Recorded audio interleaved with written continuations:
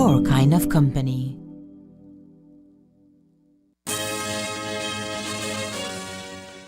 Tonight on Ctv3 News, tragedy strikes Teakettle village. Elder Santiago Rajo fatally shot during armed robbery. Prime Minister John Briceño launches roof repair project for San 7 Roman Catholic School, improving learning conditions for students. And strong earthquake shakes the Caribbean, causes frantic social media activity in Belize. These are some of the stories we have for you tonight in our newscast for Monday, February 10th, 2025. Really? You not switch yet? No what? I tell you. I don't. You used to call me on my cell phone, late night just to stay in touch. Call me on my cell phone, cause our connection used to mean so much. And I know when that thought line bling, February's got that love to bring. Yeah, I know when that thought line bling, Smart is giving you everything. These days all I do is wonder if you're still connected with somebody else. Wonder why you're missing out on what's best for yourself. You could have had more, but you're still stuck with them.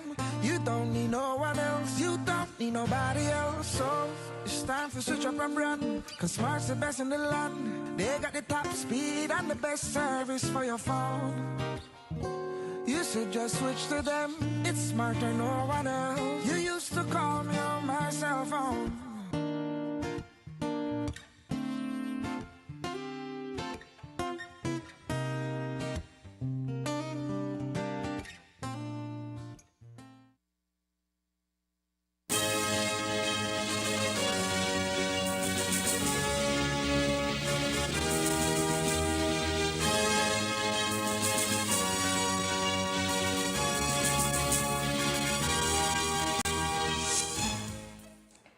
Good evening. With your news also simulcast on Fiesta FM 106.7. I am Joanna Rodriguez.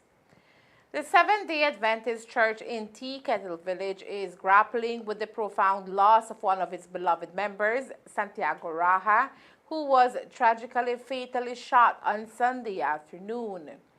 Rajo had rushed to the aid of his brother-in-law, who was under assault during an armed robbery, demonstrating his selflessness and courage in a dangerous situation.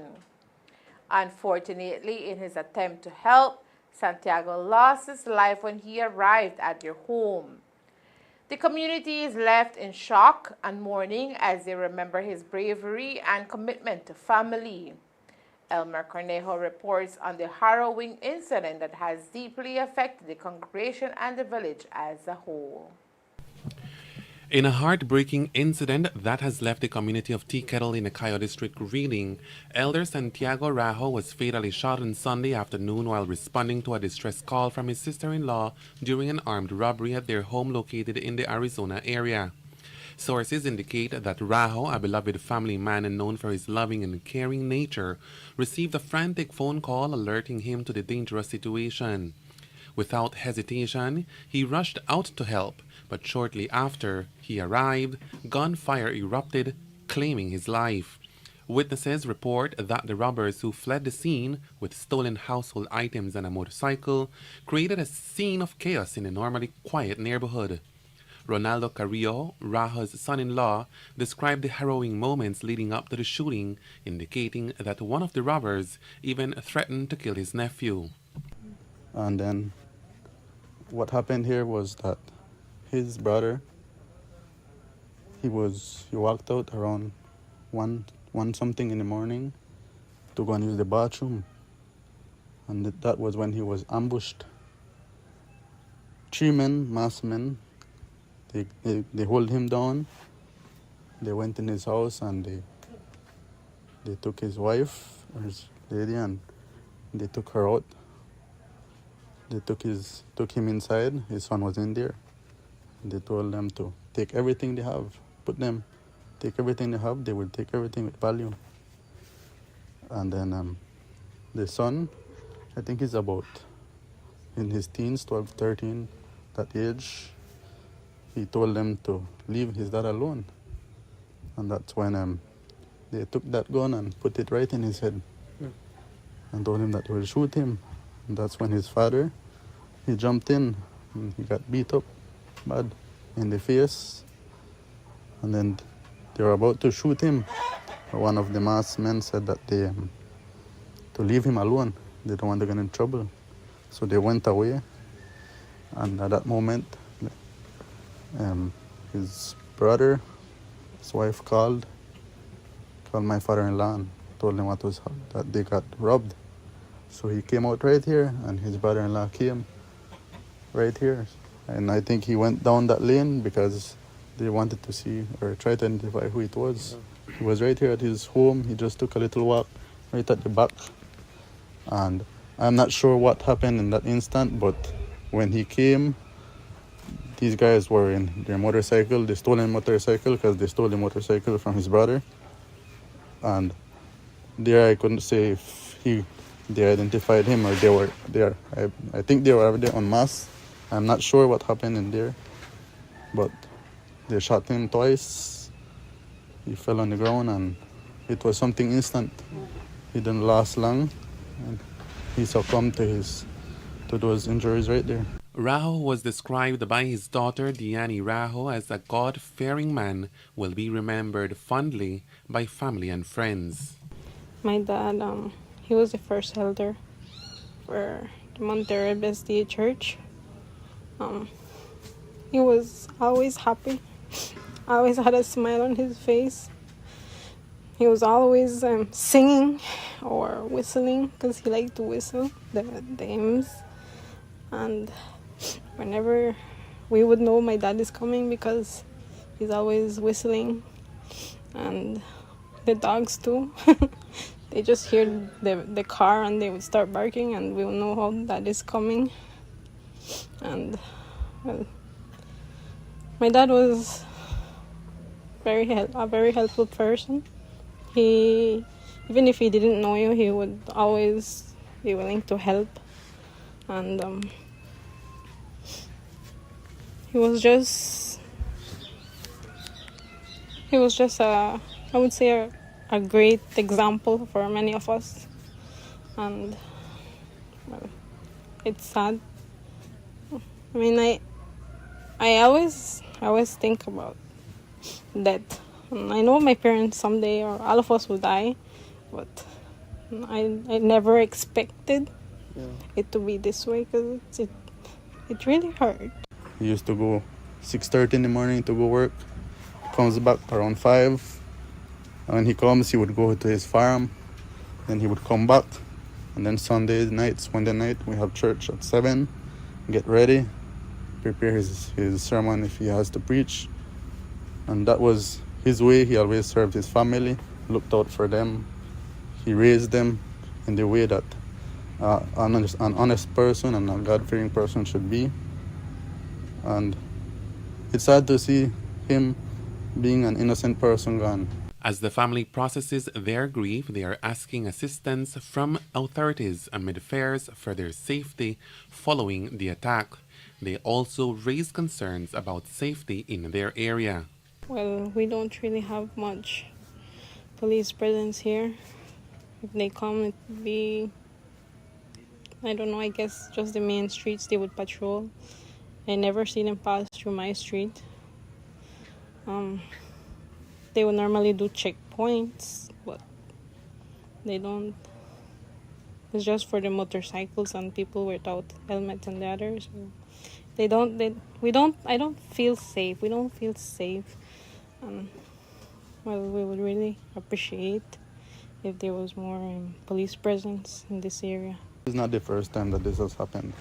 From I came here, this has always been happening, and the thing is, they've always been targeting those persons that are always working hard.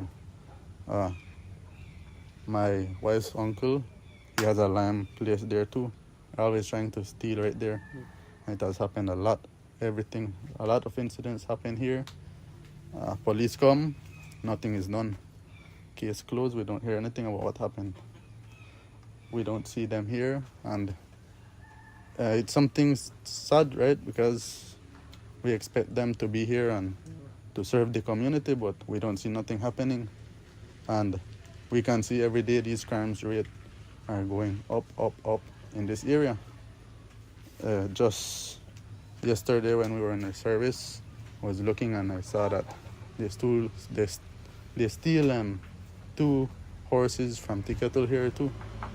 A lot of things are happening in this village, and something needs to be done about it.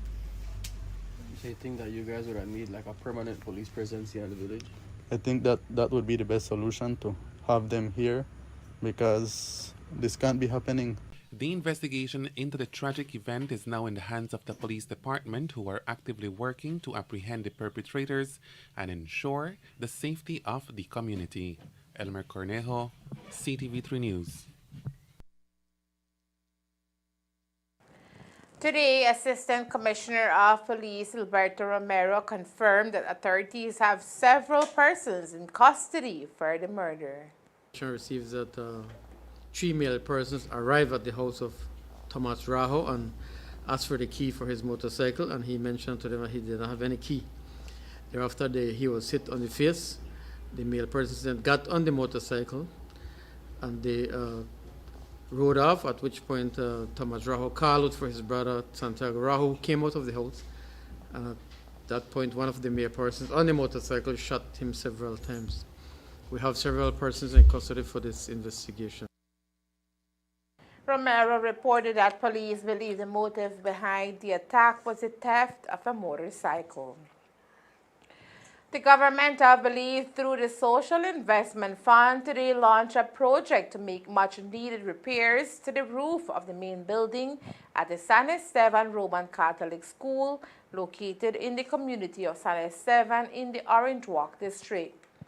The project comes following years of lobbying from the school, who has had to contend with serious disrepair, which was affecting the learning environment for both students and teachers of the institution.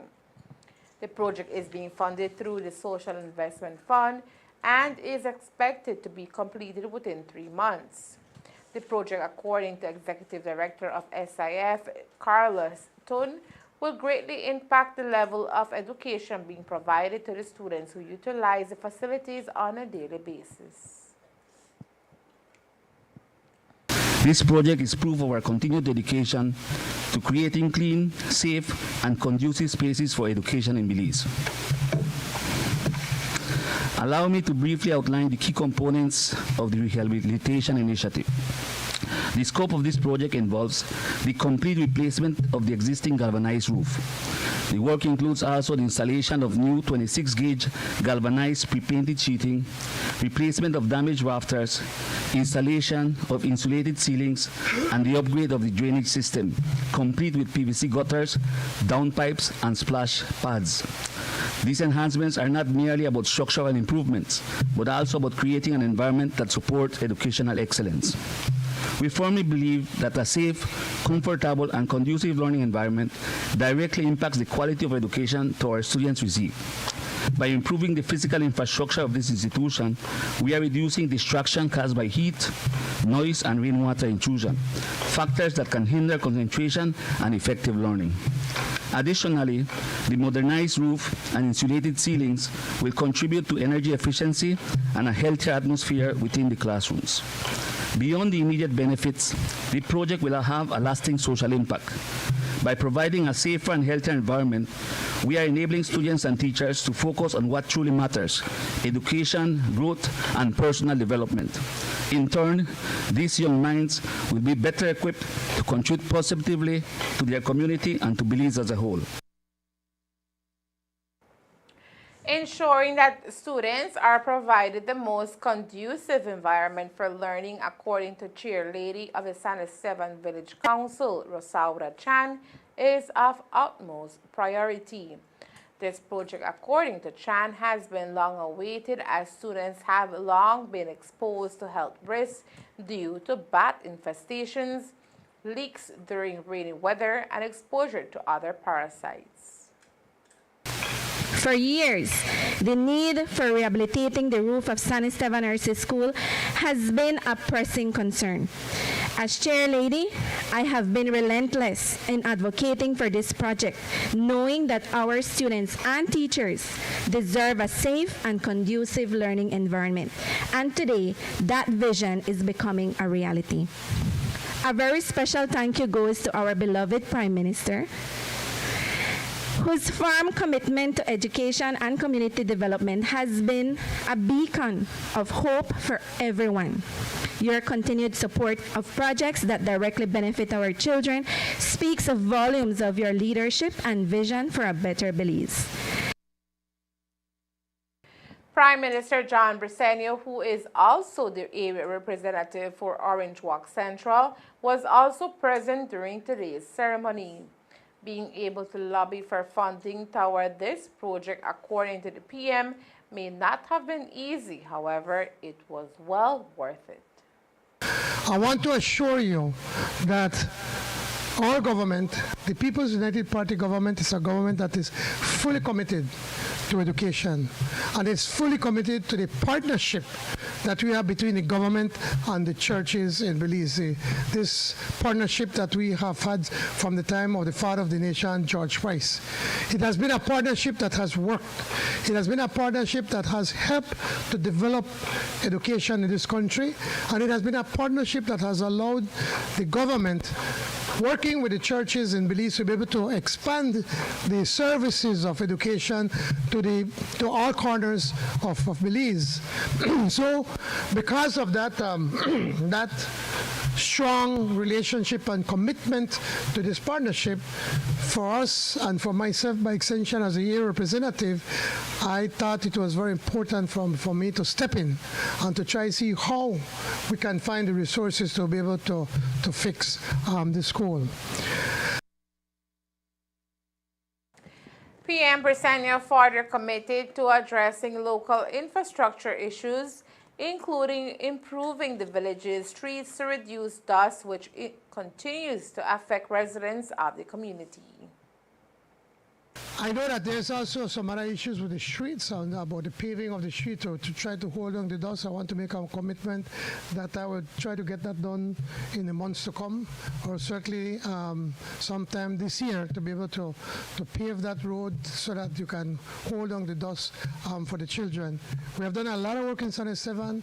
We've fixed many streets. We put in a lot of culverts. So if you notice, during all of these rains, we didn't have the floodings that we had before, thanks to an able chair lady and her committee, the council, the village council.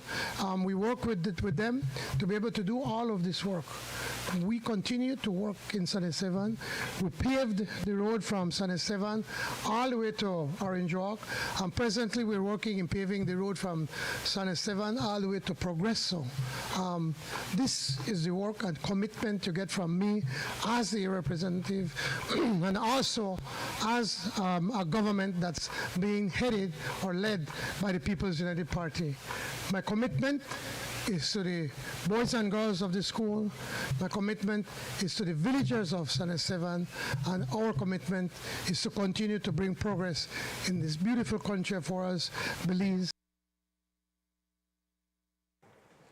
A significant earthquake measuring 7.6 on the Richter scale struck the Caribbean Sea on Saturday evening, sending shockwaves through several nations in the region and igniting a flurry of activity on social media in Belize. According to the United States Geological Survey, USGS, the quake occurred at 5:23 p.m. Belize time, with its epicenter located approximately 13 miles southwest of the Cayman Islands.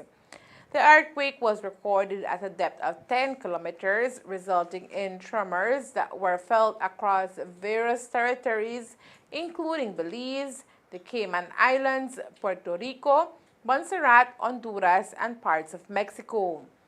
In Belize, residents took to social media to share their experiences, describing the sudden jolt and the subsequent rush for information.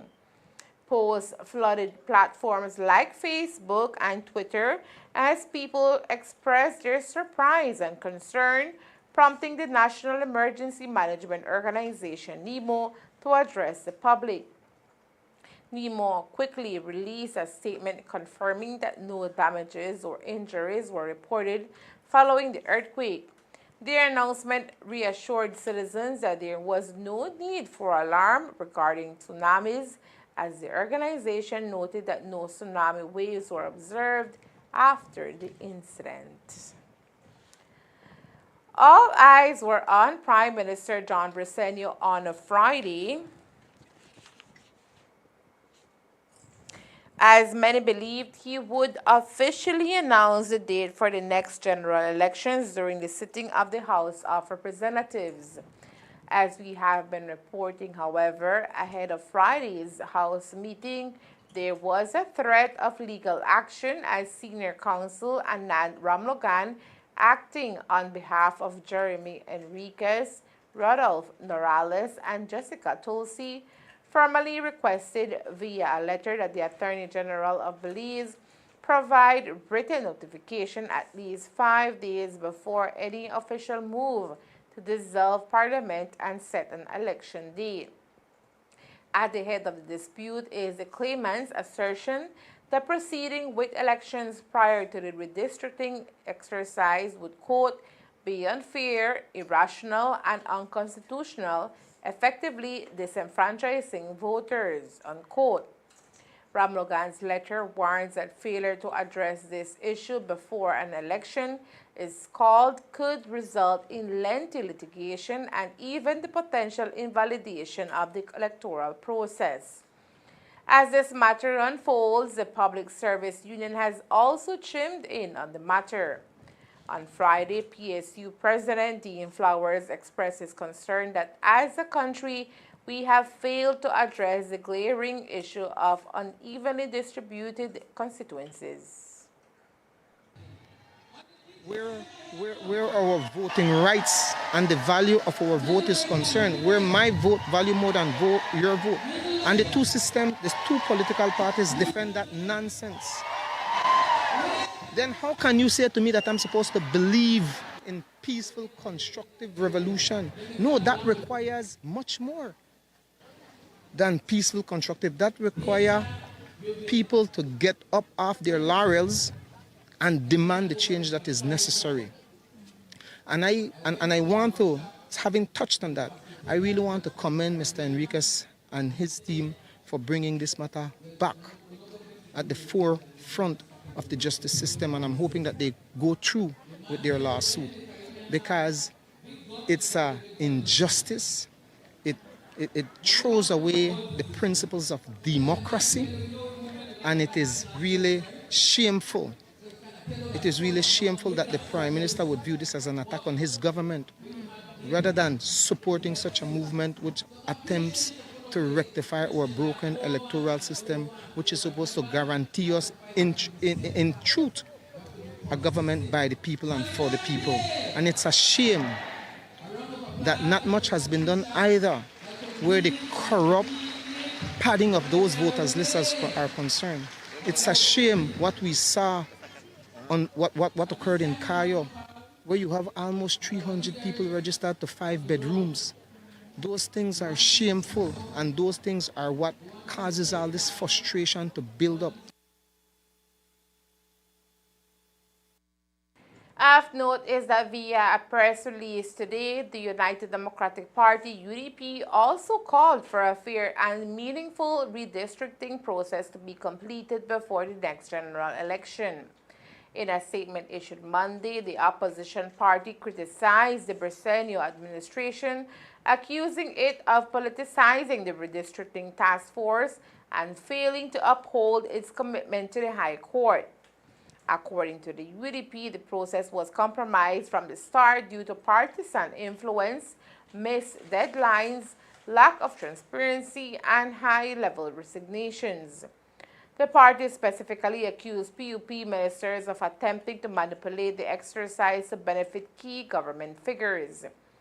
The UDP has joined forces with Belize Peace Movement and activists Jeremy Enriquez, Rodolfo Morales, and Jessica Tulsi, calling on civil society and democracy advocates to demand that the government fulfill its promise of completing redistricting before the election.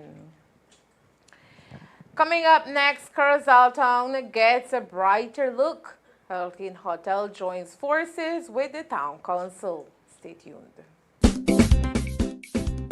Come we ready, ready. Everybody, body. Shout to PUP. All the way, all the way. Belizeans, you asked for it, and here it is. Shout it to PUP.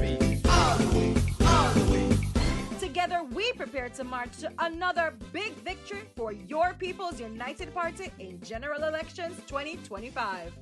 Calling all our PUP faithful from across the country. Join us at the Belize Civic Center on Sunday, February 16th for a massive music fest and convention rally where we will endorse the party leader, his executive, and all the delegates of the People's United Party. Come hear from your 31 dynamic candidates that will deliver victory for all Belizeans, led by the man who brought us Plan Belize, PUP leader John Briceño. It all kicks off at 11 a.m. on Sunday, February 16th, with music and performances from Ernestine, Consigo, Roxy, all the way from Sugar City, Yastalia, TR Shine, and many others. Make everybody know, Belize the right pan track with the PUP.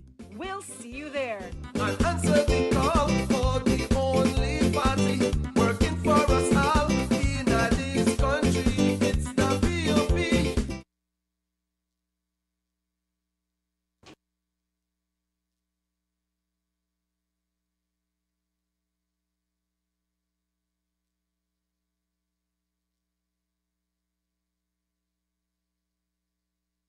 Hi, my Orange Arcanios.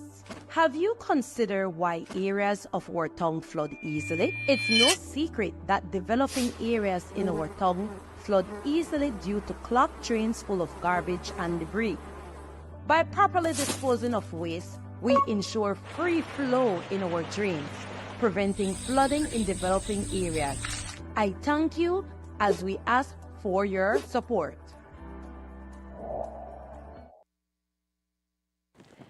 Over the weekend, a brief demonstration was staged outside the Carl Huesher Memorial Hospital, organized by employees affiliated with the Carl Huesher Memorial Hospital Authorities Workers Union.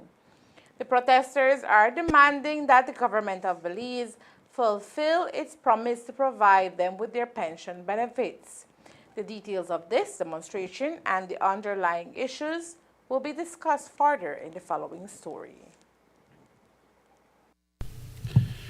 Employees at the Carl Huesher Memorial Hospital staged a walkout on Saturday in protest of their unresolved pension benefits.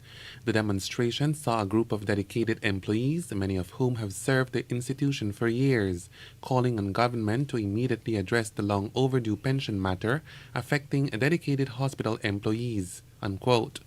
Andrew Baird, president of the Carl Huesher Memorial Hospital Authorities Workers Union, addressed the media during the protest, emphasizing the long-standing struggle for retirement benefits that have yet to materialize. Well, we met with our union members and staff in reference to our pension initiative that we have been trying to dialogue and negotiate with the government over the past 2 years, 3 years to speak. When this Prime Minister came into power, he sat with our union executive members and he promised us that he will formulate a committee. The committee was formulated. We had 3 meetings. After the 3rd meetings for the past year or so, we have not been able to meet again in reference to come up with a plan for the staff for their pension. I spoke to the Prime Minister on the 27th of December, asking him to please intervene so that the committee could reconvene and have a meeting so we could complete this process.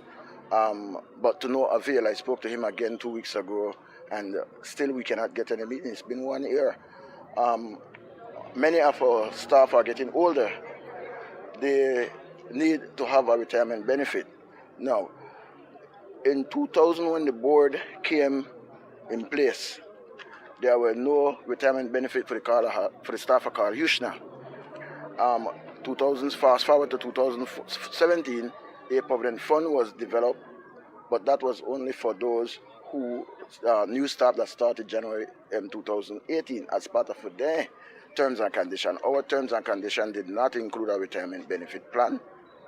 So Carl Hushner Act states that we are pensionable in accordance with the Pension Act.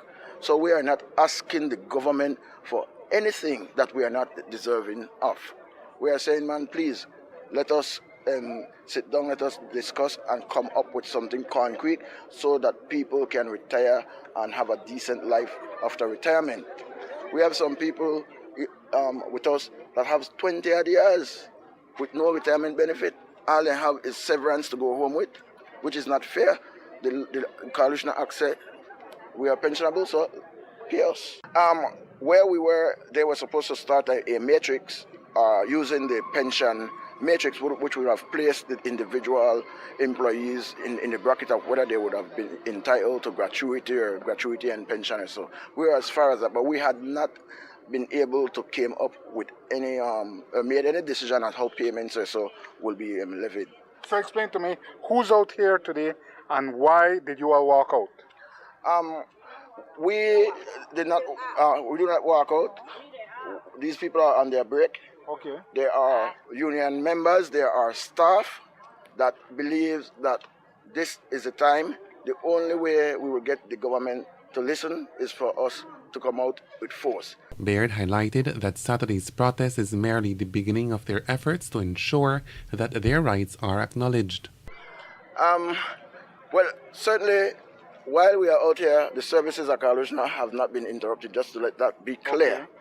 Okay. There is a few people who is on shift, but most of these people came from home. That's why we had our meeting today on a Saturday, so that we could have people to partake and not interrupt the services within the institution.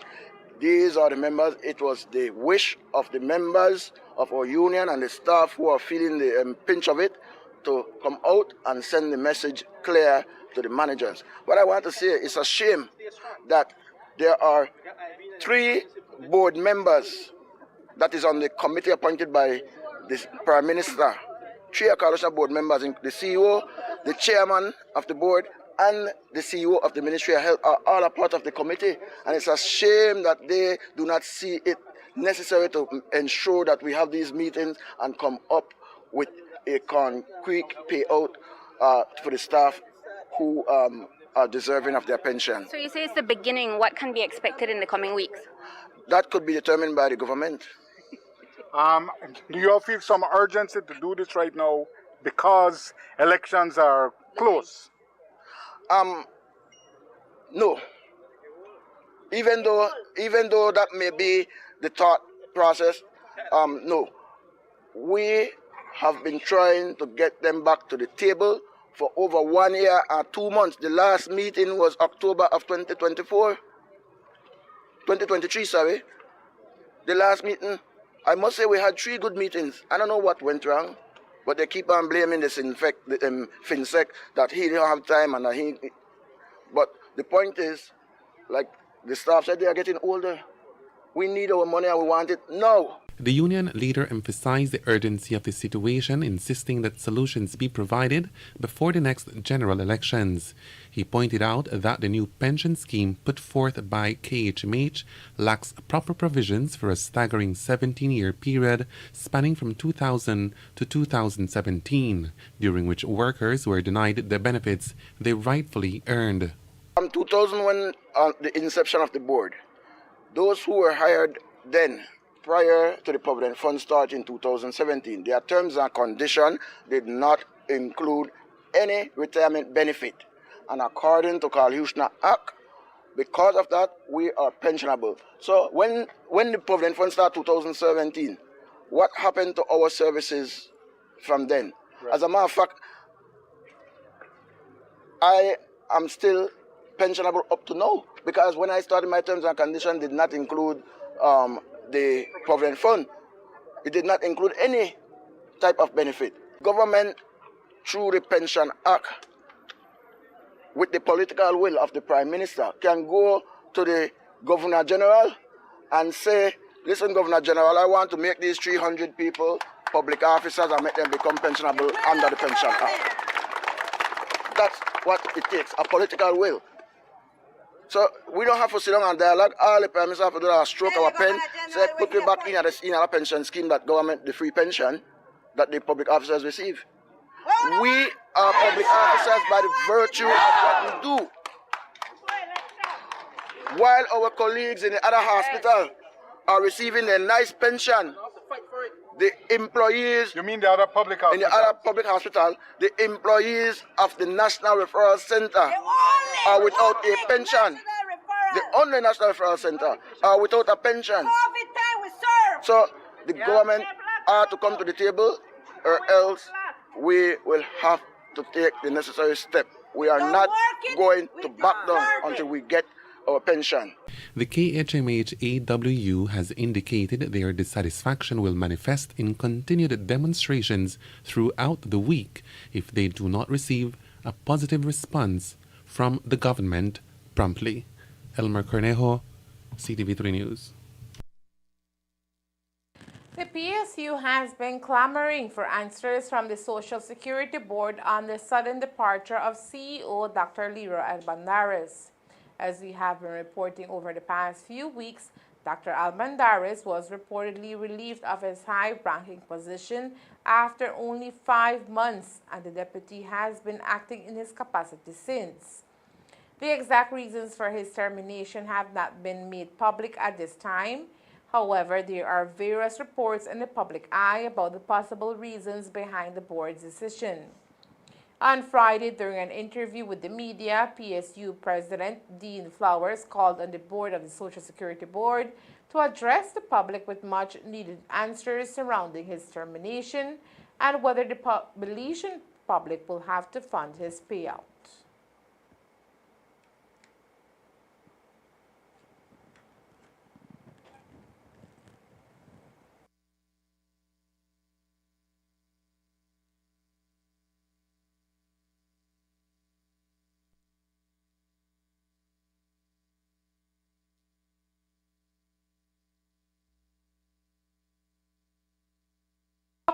A cozy hotel by the sea partnered with the Corozal Town Council on Saturday to give the town's beautiful bay a vibrant makeover.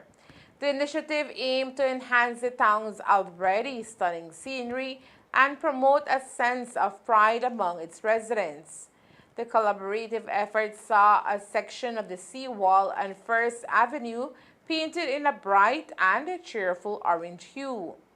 Aaron Navarro, the hotelier behind Huckle Kane, expressed his enthusiasm for the project.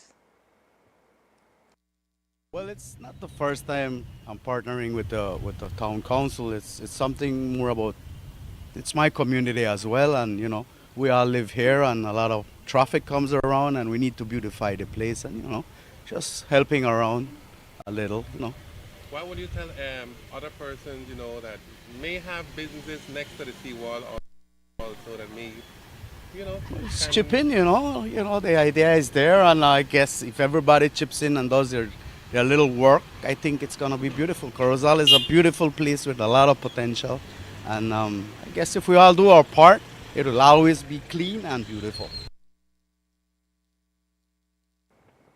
The mayor of Corozal Town, Rigo Valles, praised private citizens like Navarro for their dedication to the town's development. Like 2 years ago, if I'm not mistaken, or 3 years ago, we did the same thing where we collaborated.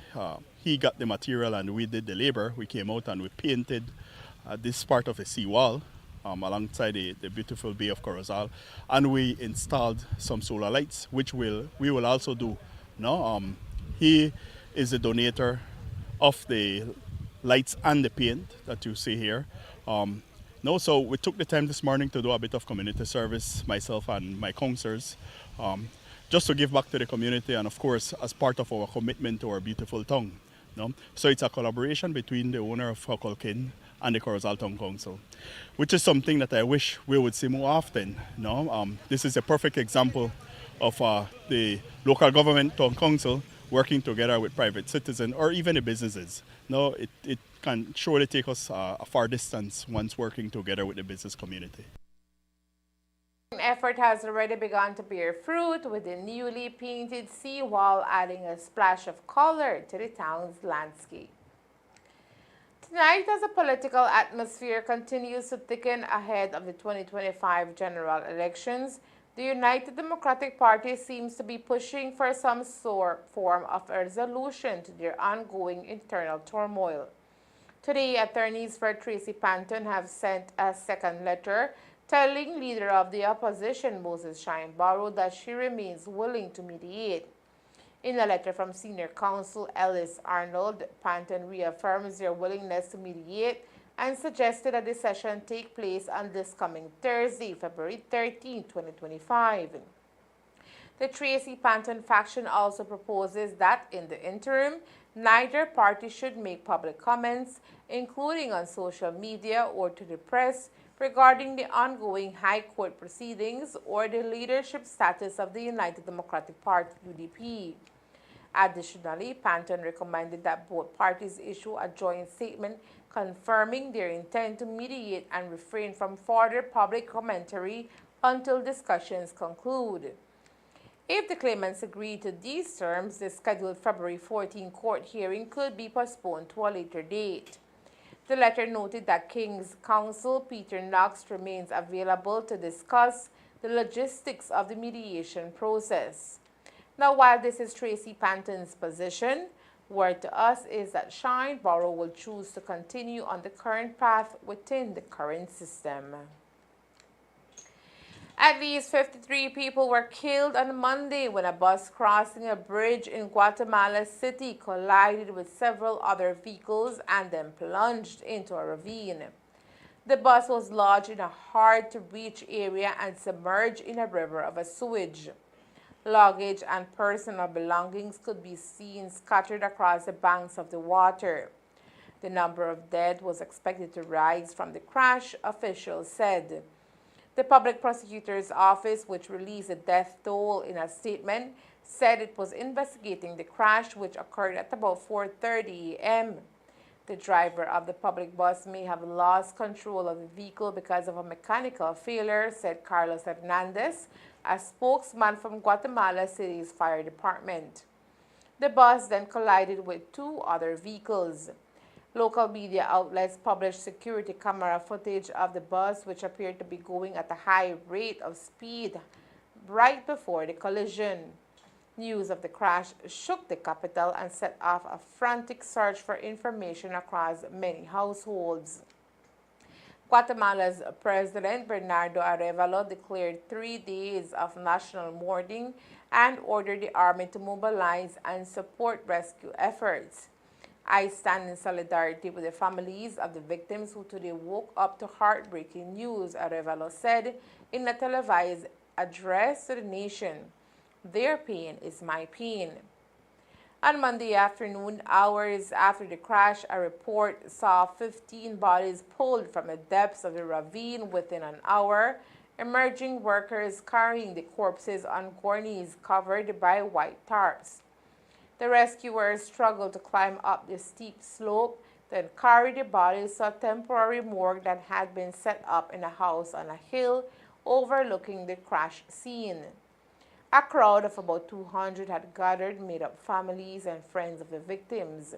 They anxiously awaited news of their loved ones, some sobbing and hugging one another as they watched gurney after gurney go by.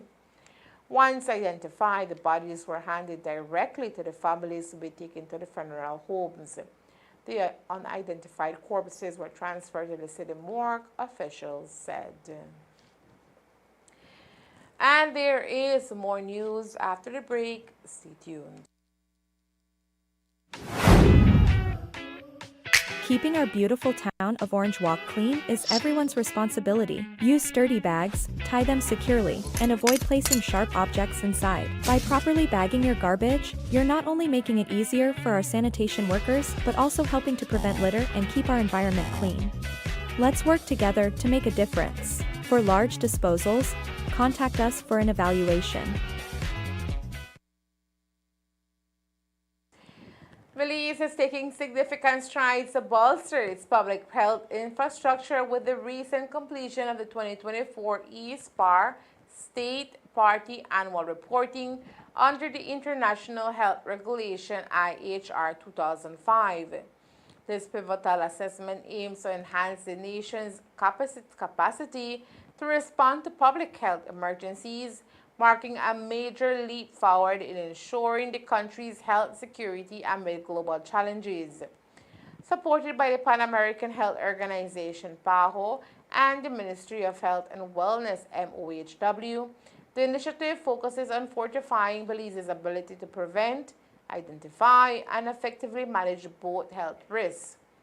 This workshop plays a key role in developing a comprehensive national action plan that contributes to Belize's health security and broader global health, emphasized Dr. Ana de la Garza, PAHO WHO Technical Advisor. The recent workshop utilized the One Health framework, which underscores interconnectedness of human, animal, and environmental health.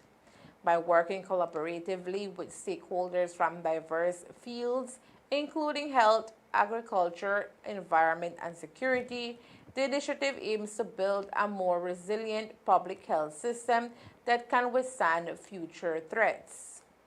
The ESPAR assessment lays the groundwork for effective communication and coordinated action among multiple sectors, ultimately paving the way for a healthier future for all Belizeans. In response to increasing concerns over illegal migration, particularly a notable rise in arrivals from Cuba, authorities in Quintana Roo are ramping up security operations along the Mexico-Belize border. Julio Cesar Gomez Torres, the head of the Secretariat of Citizen Security, SSC, in Quintana Roo, confirmed this strategic shift, emphasizing the importance of coordinated efforts with national defense entities. The state's renewed focus on border security comes amid heightened scrutiny over unauthorized entries, which have surged in recent weeks. While the focus is largely on preventing unauthorized migration, the situation on the ground level is a more complex reality. The combination of factors at play has made drug trafficking the state's most pressing security challenge, exacerbating violent clashes between rival criminal groups. This ongoing turmoil adds another layer of urgency to Quintana Roo's evolving security strategy. And that's the news. We invite you to join us for another newscast on Tuesday, February 11th here on Ctv3 News and Faceday FM 106.7. Remember that to read a text version of the news, you can visit our website at ctv3belizenews.com. You can also log on to our Facebook page for current stories at facebook.com/ctv3belizenews or our YouTube channel at Ctv3 News BZ. From all of us here at Ctv3 News, thank you for watching and listening. Good night.